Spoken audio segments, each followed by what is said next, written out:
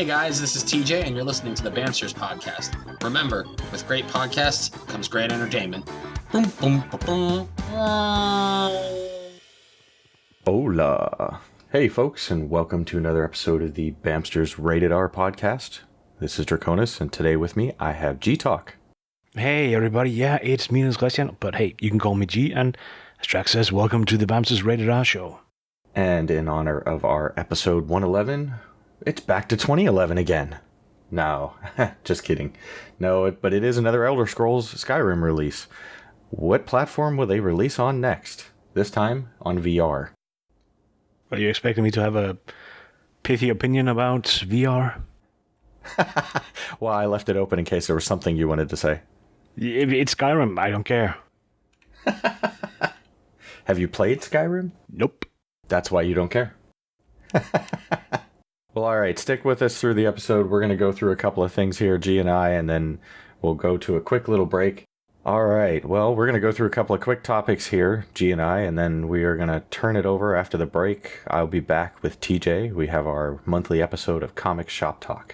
So stick with us through this, or fast forward straight to that if that's your cup of tea. Our first topic here, at least for G and I today, Nintendo has been releasing some information. Apparently there's a lot of third-party charging cables. I'm assuming probably at cheaper discounts than what you can buy with a Nintendo brand logo on it. But they're warning folks against using those because they're causing a lot of issues with people's Switch. Well, isn't this one of these two-sided things? One, you can't be sure that a third-party component that isn't certified, blah, blah, blah, meets all the requirements, all the standards, everything. But at the same time, it's a lot cheaper because Nintendo is charging you out the wazoo simply to get a Nintendo name on it. Yeah, I mean, it's frustrating when you have to pay more just because something has a company logo on it that's got a built-up brand. But you would hope that when a company adopts a standard architecture like this, that these other cables, you'd be able to use them without worrying about it frying your system. Yeah, it's if the standard is kept on both components, then it should work. Like, micro USB is micro USB no matter what. But that doesn't mean somebody at Nintendo didn't try to draw more power. This was one of the things Apple did. The devices from Apple will try to draw more power than they should according to standards. And as a result, you can actually fry a power supply if it's a third-party one, simply because of Apple not keeping to standards. But the flip side is, you should also get good equipment. The equipment itself shouldn't start, burning. So some of the cheap Chinese knockoffs and not Chinese knockoffs, they're just not made well enough. Yeah, so the lesson here is if you decide to go cheap on the cable, you're probably going to get what you pay for, and you may regret it. And speaking of things that stick a fork in them, they're done or well done. Lawbreakers is it's been done for a while, but the developers have kind of come out and basically admitted defeat at this point. They admitted defeat on a game that for several months have had mid-20s, perhaps 30 players maximum on Steam, right? Most of the time. It's hovering around 5 players average. I don't know how many you need for a match, but I suspect it's more than 5. Yeah, I think you need 4 or 5 just for one side, but the way you put that, it reminds me of Monty Python and the guy that's like, I'm not dead yet. He will be dead. Just take him away. I'm getting better. Yeah, they should just have, wheeled that off. On the YouTube version, I'll try to include a little image showing how it's just trailed off, but a year ago there was 7,700 players, something like that. Now there's, none. There hasn't been any for months. Well, I think that number might have been when it was in open beta, too. I know they had a lot of players in open beta, and then when they launched, the player base dropped off quite a bit. And there were a number of things that people listed for why they were, people had dropped off. I saw one article that talked about the classes being confusing, and I didn't think the classes themselves were all that confusing. I thought it was pretty straightforward. I thought the game mechanics were fun. The actual gameplay itself was very fast paced, and it was quick to get back in when you get killed. I died plenty of times, but I don't know. I thought the characters were fun to play. I thought the reverse or like anti-gravity type mechanics that existed within the game were also kind of fun. You know, when you jump into a bubble like that with like pretty much almost no gravity and get to float through there.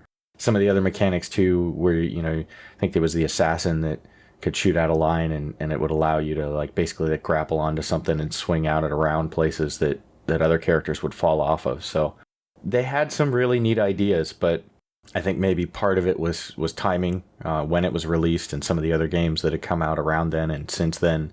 And I just don't think that they ever really found the player base that they needed. And I don't know. I know I saw some folks recently suggest that they should go free to play, and I don't think they're planning on doing that. But I don't even know if that would refresh the player base at this point. It's too much work. You would have to recheck the things so you can still have an income, because you still have servers and everything that needs to be paid for. So no, it's not going to be worth it at this point. If there was a player base that they could convert or something, if they had a reason to believe people would pick it up and put money into it as a free-to-play, it still has to have an income. Yeah, then they would have done it. At this point, it's just throw it out, get rid of it. Write off those, $30 it cost. Wow. I'm sure it cost them a lot more than $30, but yeah, no, they've already said they're working on a new project, so I guess it's a wait and see what they come up with next. Well, on the topic of things that have been expensive and writing off a lot of money and went nowhere, okay, this one actually goes somewhere. I know we keep talking about games, but let's talk about something else. World's longest sea bridge is about to open. And I find that kind of interesting. I figure we should bring it up. 55 kilometers of, well, it's a sea bridge, so there's islands included in it. But imagine driving 55 kilometers on a bridge. That's quite a distance. I saw the picture. I'm sure we'll have links in the description so you guys can see the picture as well. But I saw this picture and I thought, okay, that looks cool. And in some ways, it kind of reminds me a little bit of some of the bridges they have down in Florida to the different islands down there, the different keys. But the other thing I was thinking when I saw this is, okay, over in China, don't they have like monsoons and typhoons and stuff like that out there off the coast? This is Yangon. Yeah, there's some, but it isn't particularly worse than it is down by the Keys, for example. There's going to be issues. It's going to be closed at times. My big one is really that idea of driving for 55 kilometers. You know how you get, not tunnel vision, but you zoom out while driving on an empty road. I guess you will probably have heard about this when people are driving to Las Vegas. Like, the brain cuts off and suddenly they have an incident. That's why you have to make the trip as fast as possible. Yeah, sure. Hey, I made that trip from, it was from Vegas to San Diego in 4 hours flat one time. That sounds like it's not something you want the police to hear. Allegedly. It's just, oh man, there's going to be some people who are going to space out on those 55 kilometers or 34 freedom units and just going to drive into the railing or something. There's going to be headaches. It's just, the numbers are amazing. It's like they built 4 islands, or they repurposed 1 or 2 of them and then built the other ones. So man-made islands are holding this thing up, and one of them is already falling apart. It's 6 lanes wide and 4 tunnels. And they use enough steel to build 60 Eiffel Towers. I've seen the Eiffel Tower. It's huge. They're expecting 40,000 cars and buses running back and forward. But you can't walk or bike on it, which I guess is okay, because any incident is gonna, go bad. And the whole thing cost $15 billion. So it's amazing numbers, and the cost of it even seems low, but for some reason the Chinese are really good at building these things. No, in terms of time and cost. I'm gonna kick it back into the gaming sphere, and another new product launch. Razer has launched a new service selling video games. Now this is going to be a Steam-like service. So does Steam finally have a true competitor? See, that's a bullshit position to take, because Razer is actually selling Steam keys. I think that is their initial launch. Yeah, they're selling Steam keys. They're selling keys for Uplay. The way that it looks like, and this is just a guess on my part, speculation, but I think the way this looks like is they're trying to set up a market similar to Steam, and that we'll probably see them eventually move away from giving Steam keys when you purchase something to the key being on their own platform. Well, that assumes they're going to want to set up all that infrastructure, that the developers want to move over to it, or at least expand into it and start to upload their games on yet another platform, have yet another one they have to support, yet another place where things can go wrong, yet another place for players to complain. I don't think the publishers are that interested. I think they're interested in Steam being there to put pressure.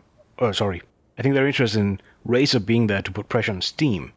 But I don't think they're interested in there being too many different marketplaces, simply because it's a headache. We see this with the other ones. Some of them keep saying, oh, we're curated. We only take in the ones we like. No, the problem is, the publishers don't always want to be on their platforms. Well, and some of these same publishers like Ubisoft have their own platform like Uplay.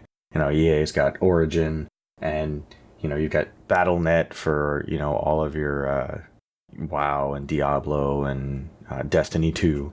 But I don't know. To me, this seemed interesting just because I would like there to be, as much as I like having Steam and keeping track of everything and having all the stuff on Steam, I would like there to be some kind of competition out there where prices aren't going to change much. They're going to have deals just like Steam does, and they're going to rotate out which games, they've got deals on, and, seasonal sales and stuff like that.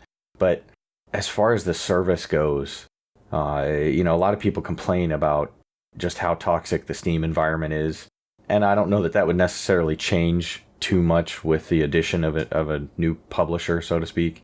But I don't know. Steam just doesn't seem to have any kind of true major competitors out there. Yeah, there are the Uplays and the Origins, but those are publisher specific. You can only get EA games, I think, on Origin. I don't think you can get games from another publisher. You certainly can't get, Far Cry on EA's Origin service. I think Origin is the one out because they are taking in games made by other ones. There's one or two other publishers that are on Origin. I can't remember what the name are. But yeah, you're right. Epic is only for Epic, and Uplay is only for Ubisoft, etc. Let's try and grab a look at what is this place. Because you said, oh, finally we have a competitor for Steam. Well, we had good old games. GOG. We had CD Projekt Red made their own, or CD Projekt, not Red, because the Red is the development team. But CD Projekt made their own store. There is itch.io, which is also a really good one, particularly for indies, and they have a lot of support for doing tests. If developers want to release betas, release test versions, etc., they can do that on itch.io. It's technically a better platform than Steam. And then we have, as you said, Utomik, which is an all-you-can-eat, apparently unlimited platform. But it's Windows only, so I don't really give a about it. But there are alternatives out there. And however you want to do it, whatever you want to focus on, you don't have to use Steam. Steam is a mess these days. And there are alternatives. Well, I believe my words were, do we have a competitor for Steam? Because I am kind of hoping that at some point, well, right, but on the same scale that Steam exists now. Yeah, itch.io is great for indies, but I see indie stuff there. I don't think I see much, if any, AAA stuff there, but I haven't spent a lot of time on itch.io. GOG has been great. I have an account there, but I have so few games that I've even picked up on GOG.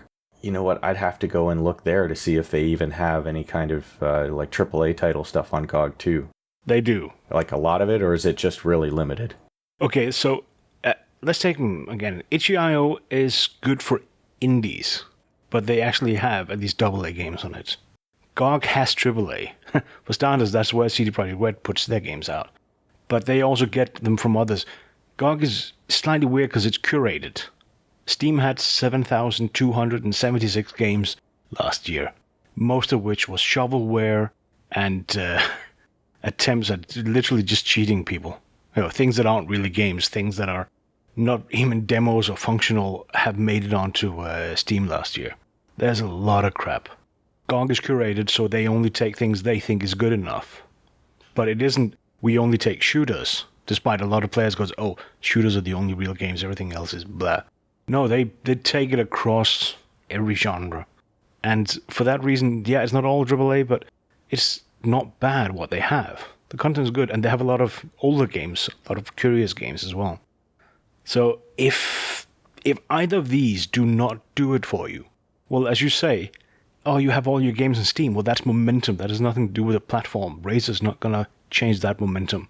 If you don't want to go beyond Steam, just like everybody going, oh, I want to play Halo, I don't want to play anything else. Well, if you only want what all your friends are doing, do you know what? You're going to be stuck on Steam playing Halo. Or whatever it is, that's the latest thing. Fortnite Battle Royale.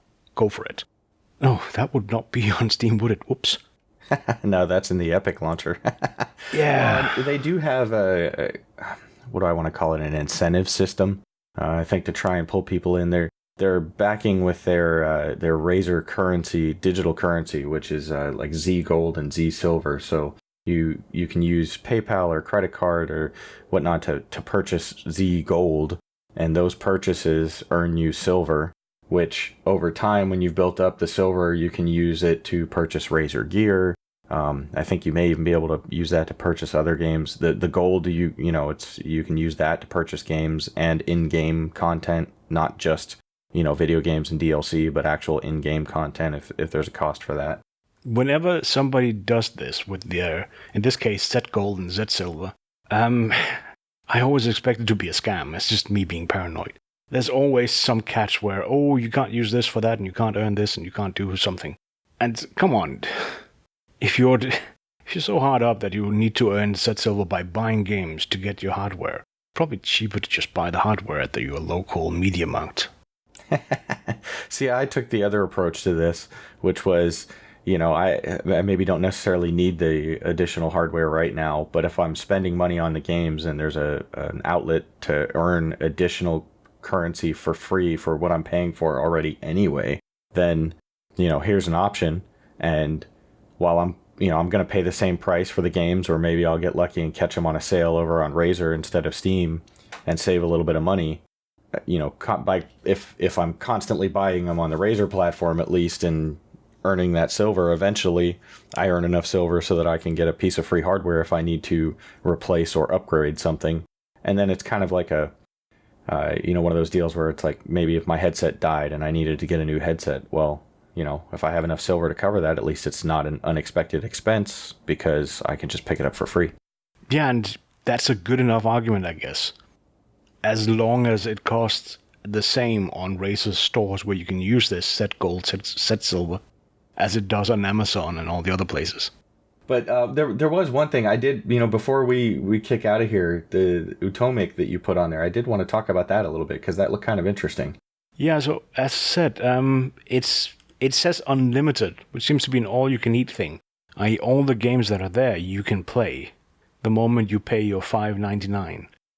They have 760 games, they're curating it, but it's also a case of, they're curating it, but not everybody wants to be in there. And you're not going to see the very latest AAA game, as far as I can tell.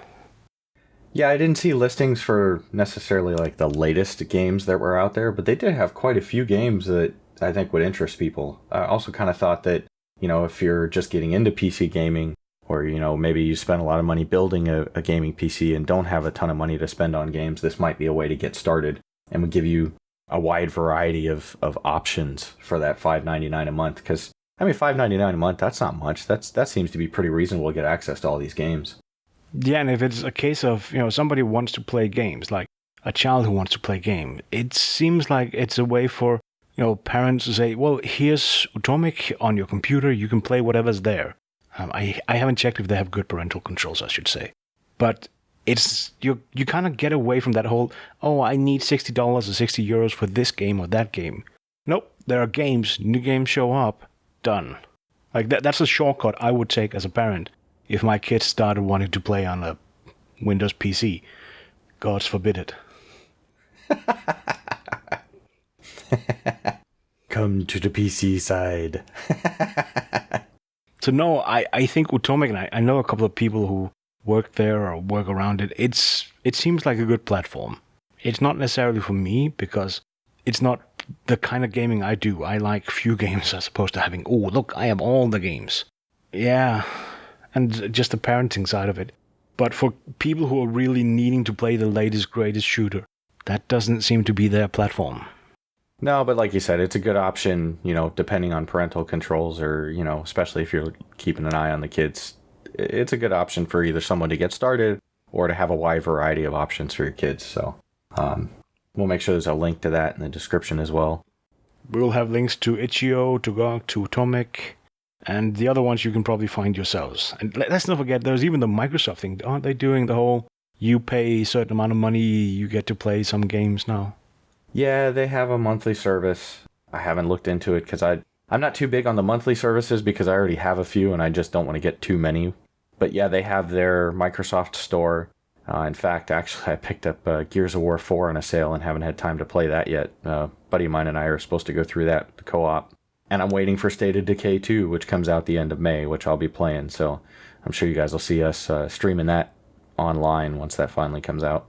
Yeah, and there's, besides that, they also have Xbox Live where they lend you a game every month or a few games, and Sony has the same thing, PlayStation Plus, where you lend the games a few games a month. Not necessarily the latest, but sometimes some pretty good ones. Well, all right, guys. On that, we are going to get out of here. I'm going to go to a break and come back with TJ, where we'll have our Comic Shop Talk segment. And so stick around for that. Yeah, and this has been G complaining about everything that Drac brought up. And, stick around. I'm leaving, but as he said, up comes Comic Shop Talk. It's always a good one. This is good, and if you like bacon, then come listen to us at Rated R. You have total control. Hola. All right, it is Drac. I am back, and with me I have my buddy here, TJ. We've been on a little hiatus with a lot of other things going on, but we have your April edition for 2018 of Comic Shop Talk. TJ, say hey. Hey, and that's no fooling. It's the April edition right here. And before we get into the fun and wackiness, I guess there's something that we kind of want to talk about on here. Ah, yes. This is something you brought to my attention I hadn't heard of, but man, I'm gonna have you tell the story because it's just crazy, this series of events that leads to this whole. Well, go ahead. Yeah. So, I've been reading comic books all my life, and one of the names that was a pretty big name as far as I was concerned growing up reading comics was Bill Messner-Loebs. When I started reading comics, he was the writer on Wally West's Adventures as the Flash. When I was 10, 11, 12 years old, 13, he was writing Wonder Woman. He created Artemis in Wonder Woman. When he was writing Flash, he was the one who took one of Barry's longtime enemies, the Pied Piper, and ended up making him one of Wally's close friends, and was also the first DC character to come out of the closet.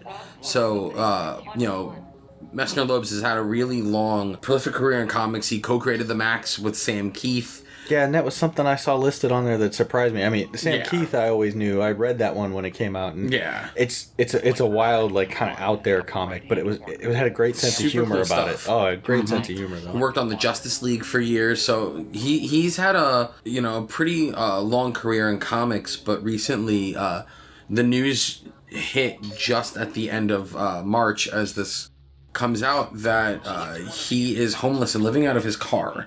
And I can't believe that personally. Obviously it's the truth. What I can't believe is that the comics industry hasn't done anything to do what they could to help him out, to do whatever they could to come together and take care of a writer artist who has really, really done just great work, and more than anything, just help out a decent guy, help out a person. Our industry has been at a crossroads for a couple of years now. All of us are trying to put our money where our mouth is and, do the right thing by all the people within the industry, do the right thing by the fans, make this an all-inclusive industry. And now we're letting one of our people get left out in the cold, and it's something that it really frustrates me. I had tweeted about it on my personal Twitter account. If you guys aren't following me already on there, it's Stars My Destination, STRSMYDESTNTION, and the first thing that I did was tweet at DC, hey DC Comics, between the work that he did on Wonder Woman, Flash, and Justice League, what are you doing to help Bill Messner-Loebs?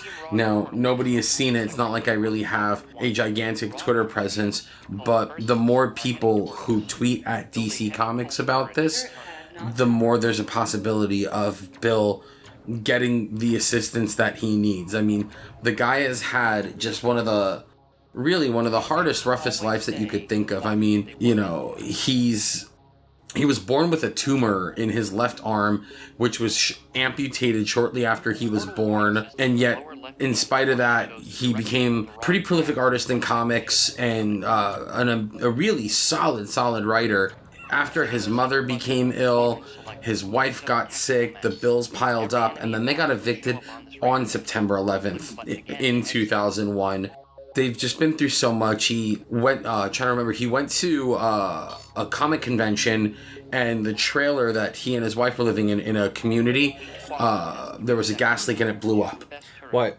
I think they said there was a gas leak and the fire marshal came out. I don't know if I saw that it actually blew out or something. But then they said like they couldn't live there because there was just of what had happened. They had tried to keep all the stuff they had from their previous home, and everything was piled up, and so like they were saying there was something like no circulation, possible mold, and whatnot. But this is not right. So yeah, he gets bounced out of there, and now he's living out of his car. Yeah, and guys, I guarantee you, Wonder Woman 2. Artemis is going to be in that movie. You know, this is a character that he had co-created. You know, there's no reason that he shouldn't be getting the help that he absolutely deserves. You know, just being a basic common decency. So, for everybody who listens, just do what you can. You know, there are a lot of people in the comics community, who are spreading the word to try and get him some help, you know, but... Well, and the cool thing, too, I saw that he had said that, I mean, I kind of have a lot of respect for that, too. For because sure. He's in a position where he has a lot of fans who people may be willing to reach out and donate and stuff. And the cool thing about it says, you know, I'm not looking for sympathy. I'm not looking for, you know, a community to come together and, like, gift me a house, although obviously that would be cool. But what he really wants is a job doing artwork, doing what he loves. All he wants to do is stay in comics. Yeah, so I mean, it's like if anything were to come of this, the most important thing, the best thing that could happen is that he were to get a job working in comics again. You know, I'll say it right now. You know, the guy worked on Wally West for years. Wally West is back in the DC universe again. Why not, you know, give the guy a Wally West miniseries? Technically, the Wally that's in the Rebirth DC universe is the classic DC Universe Wally West. So it's the Wally he worked on for years. So it kind of be like coming home again for him too. But, you know, my own personal nerdy wants aside, that's not important. What's really important is, you know, a decent person getting the help that they deserve. So just spread the word out there, guys, and let's, you know, do what we can to help out one of ours. Well, so I guess we'll shift from that, from one person just looking for work to another person who I don't know exactly how to, maybe went on a little bit of a Twitter tirade, from me. I don't know. I don't want to say losing work because there's not enough details out there as to how this all fell apart. I'm sure many of you out there, if you listen to us talk, you probably got to know Donald Glover from Community. Yeah. He's hilarious. Childish Gambino. He's got a hilarious comedy skit. Then there's Atlanta, which I keep meaning to Atlanta's awesome. I keep meaning to put that on my list of things to watch, and I haven't watched that yet. But I saw this. I didn't even know that any of this had gone down, and then I see this post from him on Twitter that was kind of hilarious, which was like, "No, I was not too busy to work on Deadpool," and then it's followed by at least a dozen pictures or more of script from this animated Deadpool series that he had written, and I guess I didn't realize it at the time, but it was from the series finale. You know, this is such a tough one because clearly not all of us are privy to any of the real information, any of the stuff that goes on. Donald Glover's one of the hardest working dudes in Hollywood today. I mean, at this point, you could basically call that dude Mr. No Days Off with everything that he does, and I mean, you know, finding time to write an entire season of Deadpool scripts, you know, while you're working on Star Wars. So, no, and you know, putting out one of the biggest hip-hop records in the last couple years, and then winning awards on Atlanta. So I don't view this as anything that reflects poorly on Donald Glover at all. If anything, I just see this as, what is usually disagreements between studio and screenplay writers, which, happens all the time. So it's a bummer that that's not going to go through. Admittedly, as I've said before, I'm not the hugest Deadpool guy, but when Deadpool is done well, the character works, and Donald Glover is a guy who can make it work. Especially if you look just performance-wise alone, the stuff that he and Danny Pudi did on Community as Troy and Abed, he can clearly do the wacky, outlandish, kind of out there stream of consciousness stuff. Yep. So it's just... Well, and I think it's unfortunate. The pages I saw, a lot of folks echoed similar sentiments to what I was thinking too, is that, they seem to be well written, there was some funny stuff. I don't know. That's kind of disappointing. I think he was actually slated to voice Deadpool in the He absolutely was. Too. Yeah. Mm-hmm. He absolutely was. And it was going to be he and his brother, Stephen Glover, writing and producing along That's with right. Marvel and FX. You were the one that told me that. Yeah, it's unfortunate. And, I do think it would have been cool to see him, to see whatever he was doing in there. I'm sure he would have made references to Shaft, which would have been awesome for anybody. Anybody who's seen Donald Glover's stand-up show Weirdo.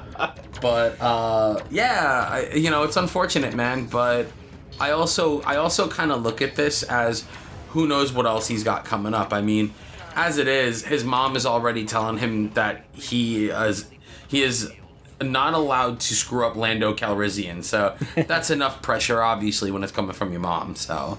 Well, and you mentioned Weirdo.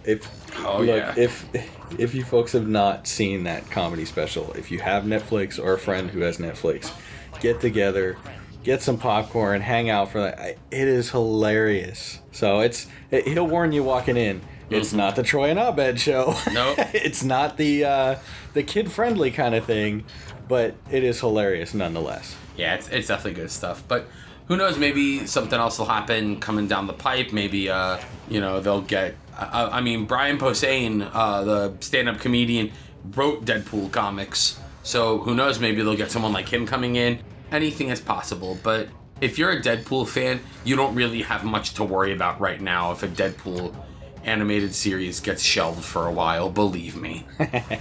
Well, and when is the animated Spider-Man movie with Miles Morales in it coming out? I can't remember. I thought it was supposed to be this coming fall. Wasn't he voicing Miles or no? No. Was that somebody else? Okay. Somebody else. Okay. For some reason, I thought he was involved in that too. Yes, I know everybody still wants him to... Well, no, I know there was the big campaign for him to be Spider-Man and all that, but for some reason I thought he he voiced Miles on Ultimate Spider-Man on Disney XD. That's what it was. For the first arc that he was in. Okay. But that was all he did, though. Okay, that's where my confusion is coming from then.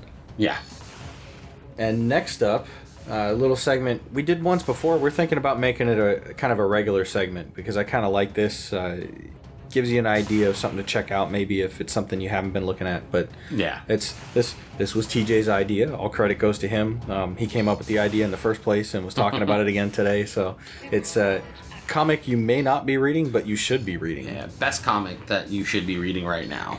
And first, let me preface by saying that I was of the age that kids were watching it when it came out. I think I was maybe 11, just turned 12 when the show came out, but I wasn't into it just because it wasn't Batman the Animated Series, it wasn't X-Men the Animated Series, it wasn't Spider-Man the Animated Series, and it wasn't The Tick. So if it wasn't any of those four, I didn't care. So when I say that this is one of the best comics that I'm reading in comics right now, it's out of control, and it's Mighty Morphin Power Rangers from Boom Studios. And hear me out on this one. I have no historical attachment to these characters again. And if you grew up reading Power Rangers, or watching Power Rangers, you're going to like this book because all the things that you want out of it are there. But if you're someone like me who has zero attachment to these characters and you just want a good superhero book, you are absolutely getting not just a good superhero book, you're getting a consistent good superhero book. Well, wait a minute.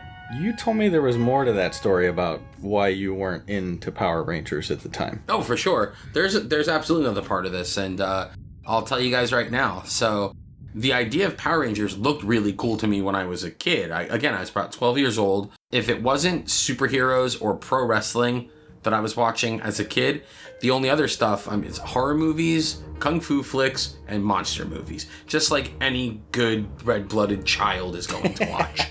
So Power Rangers at first looked really cool because there were superheroes, there were robots, they were doing martial arts, and there were giant monsters. So these are all the things that I should have, for all intents and purposes, I should have been into that. And I remember watching the first episode. This is a true story. My older sister and our older cousin were hanging out, and they saw me watching it, and my older sister asked me why I was watching a baby show. And I got so embarrassed that I turned that off, never to watch again. Like I said, no historical attachment to these characters other than getting made fun of for trying to watch it at least once. Well, what's funny is I had, not even really the same thing, but in some ways, almost kind of, like, I didn't have an attachment to the characters because I think it was one of those things that came out past, it was past my time. My cousin, who I think is around 10 years, maybe a little more, younger than I am, he was really into it. He loved Power Rangers. And I remember I watched a couple episodes because I was visiting family at the time, and that was, we were over at their place, and he was watching that. And I remember looking at it, and this is why I think it was kind of past the time for me, because I looked at it and I'm like, man, I couldn't get past the cheeseball factor. And then I'm kind of analyzing, I'm like, every single show is the same. They start out as these kids, and then something happens, and they put on their power suits, and they fight, and they get beat up. And so they, upgrade, and then they fight, and they get beat up, and then they all come together, and they get beat up a little bit, and then they win. At the time, I didn't realize how much of an idiot I would sound for saying something like that, because I loved Voltron, and it's exactly the same thing. It is absolutely the same. All Super Sentai is the same. Whether it is Gatchaman, whether it's Power Rangers, it's Voltron, or it's Sailor Moon, all Super Sentai is exactly the same. But that's where we get to this. This Power Rangers comic, first of all, Kyle Higgins is the writer on it. There's been rotating artists on the book. Kyle Higgins was the writer on the New 52 Nightwing, which anybody who knows me knows that is not my cup of tea. Which, that's a story for another time. How much time do you have? Right? A really good buddy of mine was like, no, trust me, you're a superhero fan, you really should read this book. And the first story arc is all about the after effects of what the Green Ranger had gone through to break through Rita Repulsa's brainwashing. And I'm 36 years old, and I'm describing what's going on in a Power Rangers comic, and I can't believe how much I still like it. The character interactions are great. It feels a little bit more tangible than you ever would have gotten out of the show. Each Ranger feels like a real person. It's just, for someone like me where I want depth and tangibility in my superhero comic books, I'm surprised to see the amount of that I'm getting out of Mighty Morphin Power Rangers. So if you haven't read it yet, you absolutely should. My buddy who told me to read it, one of the things that's really cool, there's a point in the TV series where the first Pink Ranger, Kimberly, leaves the show. There is a mini series that details where she went. Oh, okay. In the comics. So that already is super, super cool. Steve Orlando, who you guys know, done a bunch of stuff over at DC. He's done a bunch of Justice League and Midnighter, a lot of stuff. He does all the backups in Power Rangers that are about the two school bullies, Bulk and Skull, and their wacky misadventures, and even those are fun. It's worth checking out. But the big reason why I'm telling you guys about this is right now Boom Studios has done the one thing that I've been begging for comic book publishers to do. So there is a mini-series, or rather, a big event that's going to be going on in their Power Rangers comic, and it's called Shattered Grid. Now, one of my favorite things in comics is alternate reality evil versions of superheroes. In the DC universe, I love Earth 2/Earth 3. Transformers, I love Shattered Glass. Star Trek, who doesn't dig Mirror Mirror. So the very And yet you don't like Injustice. No, because Injustice is awful. I will say that on here, and you will hear me say that Injustice is awful. The very concept of it is awful. Again, topic for another time. No, I love the concept of there being an alternate Earth where there are evil versions of characters. So in the DC universe, instead of Superman, you have Ultraman. Instead of Batman, you have Owlman. Instead of Wonder Woman, you have Superwoman. The greatest hero in their world is Alexander Luthor. The very concept of that, where there is a mirror world, is always super, super cool. The heroic Decepticons, the evil Autobots, all of it's great. So what they're doing in this, though, is Lord Dracon, who has been introduced in the Mighty Morphin Power Ranger comics. Spoiler alert, if you plan on reading these comic books, spoiler alert, Lord Dracon is actually an older evil universe version of Tommy Oliver, aka the Green Ranger, aka the White Ranger. And he's going to be going through all of the different iterations of the Power Rangers and killing them. And the idea of this is cool enough as it is. And I mean, this is a 25-year-long property, at least here in the United States. This idea that they're going to take something that people are comfortable with and do something that makes them uncomfortable is cool enough. But Boom Studios and Saban Entertainment, the parent company of the Power Rangers, did a trailer. They did a 2-minute trailer for this big event that they're going to do. And there's an actual Lord Dracon in it. And it's super, super dope. And Jason David Frank, aka Tommy, plays him in the trailer. I did see that. And trailer, I have been dying for more comic book publishers to do actual advertising for their comic books, to do things like this. DC Comics has Warner Brothers behind them. Marvel Comics, depending on what they do, there's Marvel Studios and what have you, but it all depends on the comic, obviously. Boom Studios is doing this, and they're doing it for Power Rangers. Really, like I said, no attachment to these characters up until reading this stuff. Take it seriously. Check it out. It's really, really cool stuff, and we'll have the link up, obviously, for the trailer. You should absolutely check that out, because if that doesn't sell you, then my words don't mean anything. But seriously, it is so much fun, and it's for all of my feelings towards the stuff that Marvel and DC have been doing, and how a lot of it I felt kind of I don't know, I guess a little flat. I came out of that trailer so excited over something that doesn't mean anything to me the way, Batman and Robin do, or Spider-Man do, or, what have you. So it's absolutely worth checking out. It's going to be super exciting. Another property that folks may not be too familiar with, that you told me you were real excited when I showed you the article. If you are not familiar about this, shame on you. Well, it's one I've never heard of, so shame on me. Shame on you. Astro City. Sorry, that was my longing sigh for how much I love Astro City. So it's getting the TV treatment. Yeah, that's going to be super cool. Astro City was had a really, really, really big impact on me when I was growing up. I think it started when I was about 14 or 15 years old. So I was really, at that point, I was a full-on comic geek. I was buying my books every week. I was bagging and boarding. I was always listening to the older guys at the comic shop on what to read. That sounds like that could be like a rap. Bagging and boarding. Right? To the point where my very first comic shop job was me being the kid who hangs out at the comic shop and was asked if I want a job or not. And Astro City was one of the biggest books at that time. And it just, everything that I loved about superheroes, Kurt Busiek and Brent Anderson were doing in there. Alex Ross's covers were just stunning. It just, every issue of that book felt important. Every issue of that series felt like it mattered. And, there are superhero comics where it's really good, then it's really, kind of throwaway. Some are a little mediocre. Astro City always felt important, and that was always really cool. And a big part of that was because of the exploration of archetypes. Well, and I guess being familiar with it, then why don't you talk a little bit about what the premise of Astro City is? Sure.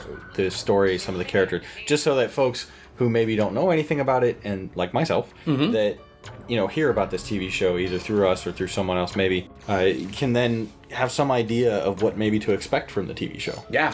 So Astro City is about a city called Astro City, and it is a city that is filled with superheroes just all over the place. And what the series does is it kind of explores the balance of superheroes in the city with ordinary civilians. And there's every different type of superpowered being that you can think of in there. Sometimes it explores their life as a superhero. Sometimes it explores their civilian life. Sometimes it'll go into people who have been saved or have been affected by heroes.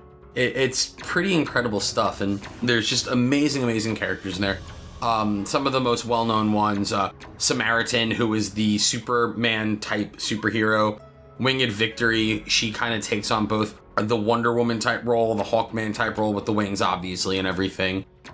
Jack in the Box, who I remember growing up at one point arguably was the most popular character in the series, and also has one of the more tragic stories in there, and probably my favorite story in there, and it could be because I grew up so incredibly lapsed Irish Catholic and, you know, getting kicked out of Catholic school. There was these two characters. It was the Confessor and Altar Boy, and there was this big secret that the Confessor has, and it's not until the end of their big story arc that you find out, because the entire time, Altar Boy, being the Confessor's sidekick, is trying to figure out what this is and why he never sees the Confessor unless it's time to go on patrol.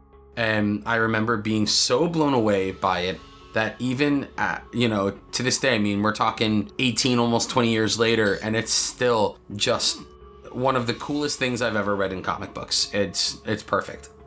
Oh, so you're gonna leave everybody hanging and hope it's in the show? Oh, do you want me to tell? Do you want me to spoiler it? I was it something that was such a big deal in the comics, or was it something that was just such a big deal to you? It's a big deal in terms of storytelling content. Okay. You have to remember, there's not a lot of history in Astro City. At the point that I was reading it, it was brand new. I mean, I was on this book, you know, I hit the ground running reading it. When the book came out, I was at my comic shop buying it with the books that I was buying as a teenager. It was such a big deal for the reveal about what happens with the Confessor. And anybody reading this can attest to how big and how cool it was. Again, because of the context of it, that it's still one of those, to me, it's one of those reveals in comics that still has a major impact. Okay, so then that's something we won't spoil, because that sounds like it's something that'll probably be in the show, and yeah, at least for myself, I don't like to spoil things for folks, so. But then it's cool too, because I mean, you've got the Fantastic Four type characters in there called the First Family, and the leader of the team is the mayor of Astro City, so it's so cool. There really is something for everybody in there, and if you like horror, there's horror in there. If you like, you know, noir, there's that in there. If you like just traditional superhero stuff, that's in there. There's really something for everybody in Astro City. And I mean, Kurt Busiek, as he was doing this, was also, you know, working on the Avengers in the late 90s. You know, Alex Ross, of course, is doing this with Kingdom Come Out. Marvel's had just come out maybe a year or two before. So, I mean, and then Brent Anderson worked on arguably one of the best X-Men books ever in God Loves, Man Kills. So all of these guys, I mean, these are guys who at the top of their game. So it's still, like I said, 18, 20 years later, it's still one of the best books I've ever read. Nice. Talking about TV, to see this happening, I'm very excited, because it's been a long time coming, but to see this actually come to fruition is going to be really exciting, especially for anybody who talks comics and they always say, oh, the 90s sucked for comics. Almost everybody who says that has never read comics from the 90s, and this is a shining example, not just of how good comics in the 90s were, but how good comics are, period. Well, I mean, we earlier in another subject, we were talking about the Max, and that and Spawn, I think, started in the 90s, late 90s, I think, if I remember right. Because I remember I was starting to collect some of those, but yeah, I don't know that I would say comics in general sucked in the 90s. There may have been some things here or there that might not have been great. Comics suck every decade, but here's a newsflash. Comics are also awesome every decade. Yep. So, you know, don't let websites that are using all these silly buzzwords in their top 10 lists tell you what you shouldn't be reading. Go to your shop, ask them what you should be reading. That's a good point. You know, visit the shop. And, yeah, that's what comic shop clerks, employees are good at, is recommending you really cool comics that they're tailor choosing for you too. Well, and I thought it was kind of cool too, because when I mentioned this to you and watching your eyes light up, because this was a property I hadn't heard of. You know, when I was a kid, I read a lot of the different Marvel stuff, mostly Spider-Man or Wolverine. For sure. Some Avengers stuff and Thor. I didn't really get into DC stuff too much, and then when Image came out, I started collecting some of the Spawn and Max and Wildcats and But anyway, this was just one that completely passed me by. Probably in part because growing up as a military brat, I grew up half my youth in Europe, and so some of these things probably weren't even circulating there.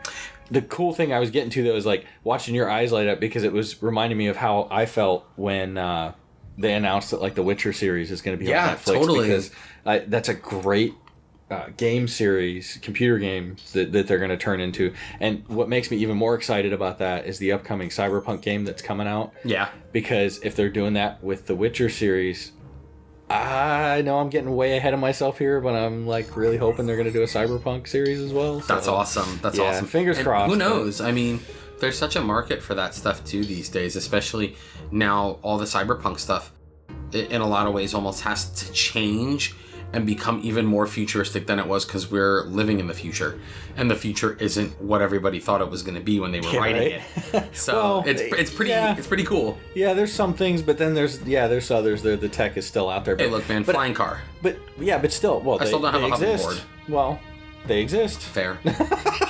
I mean, look at the things that they're doing with prosthetic limbs nowadays too, with the ability to control these things and how futuristic some of them are starting to look. We're not to the point of where those games necessarily predicted in 2020, but Yeah. we're working our way there. For sure. So anyway, that's a little bit off of comics and whatnot, But no, if you haven't read Astro City, it's all available. DC is publishing it. It originally wasn't a DC book when it first came out.